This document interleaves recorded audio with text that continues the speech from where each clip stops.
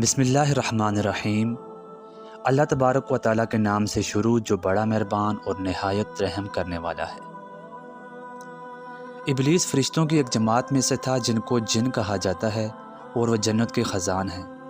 علم اور فضیلت کے اعتبار سے ابلیس تمام پر برتر تھا۔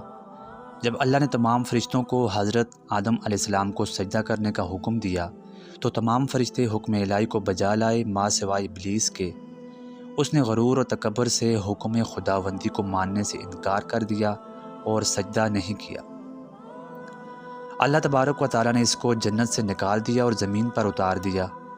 حضرت ابو ہریرہ رضی اللہ تعالیٰ عنہ سے روایت ہے کہ حضرت محمد صلی اللہ علیہ وآلہ وسلم نے ارشاد فرمایا کہ جب کوئی شخص آیت سجدہ تلاوت کر کے سجدہ ریز ہوتا ہے تو شیطان رونا اور پیٹنا شروع کر دیتا ہے اور کہتا ہے کہ ہائے افسوس، ابن آدم کو سجدے کا حکم ملا اور اس نے سجدہ کیا اور جنت میں داخل ہو گیا۔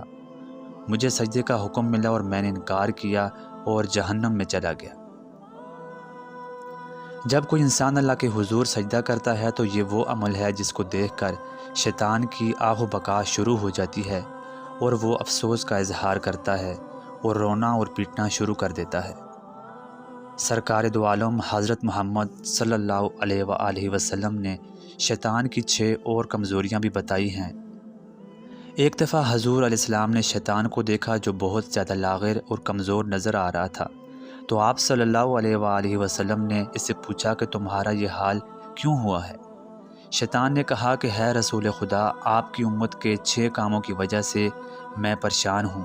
مجھ میں ان 6 کاموں کو دیکھنے کی طاقت نہیں اور میں ان کا متحمل نہیں ہوں۔ نمبر 1، آپ کی امت کے لوگ جب ایک دوسرے سے ملاقات کرتے ہیں تو سلام کہتے ہیں۔ نمبر 2، ایک دوسرے سے ملاقات کے وقت مصافحہ کرتے ہیں۔ نمبر 3، ہر کام کا ارادہ کرنے سے پہلے انشاءاللہ کہتے ہیں۔ نمبر 4، جب گناہ ہو جائے تو استغفار کرتے ہیں۔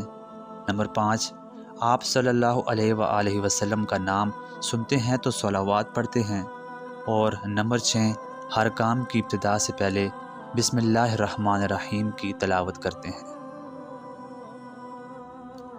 حسن کردار سے نور مجسم ہو جا، حسن کردار سے نور مجسم ہو جا، کہ ابلیس بھی تجھے دیکھے تو مسلمان ہو جائے۔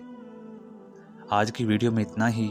مزید اسی طرح کی اسلامک اور معلوماتی ویڈیو کے لیے ہمارے اس چینل کو سبسکرائب کریں۔ اللہ تعالی ہم سب کا حامی و ناصر ہو۔